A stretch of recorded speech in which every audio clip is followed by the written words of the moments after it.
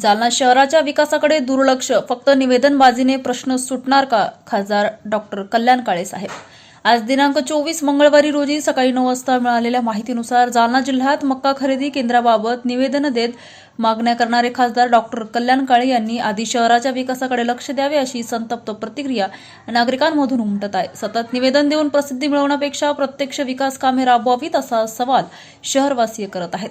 जिल्ह्यात मका पेरणी, उत्पादन आणि खरेदी लक्षांक याबाबत पत्रव्यवहार करण्यात येत असला तरी जालना शहरातील रस्त्यांची दुरावस्था, पाणीपुरवठ्याचे प्रश्न, सांडपाणी व्यवस्थेतील त्रुटी, वाढती वाहतूक कोंडी आणि अपूर्ण विकास कामे याकडे मात्र दुर्लक्ष होत असल्याची टीका होत आहे.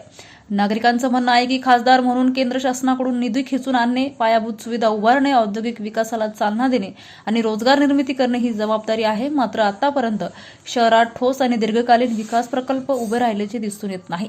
शहरातील अनेक प्रलंबित कामे वर्षानुवर्ष रखडलेली आहेत. स्मार्ट सिटी सारखी संकल्पना, नवीन रस्ते, जलनिस्सारण व्यवस्था, सार्वजनिक सुविधा याबाबत ठोस कृती आराखडा नागरिकांना अपेक्षित आहे. केवळ निवेदन देऊन किंवा मागण्या करून जबाबदारी पूर्ण होत नाही तर त्याची अंमलबजावणी आणि पाठपुरावा अधिक महत्त्वाचा असतो अशी भावना व्यक्त होत आहे.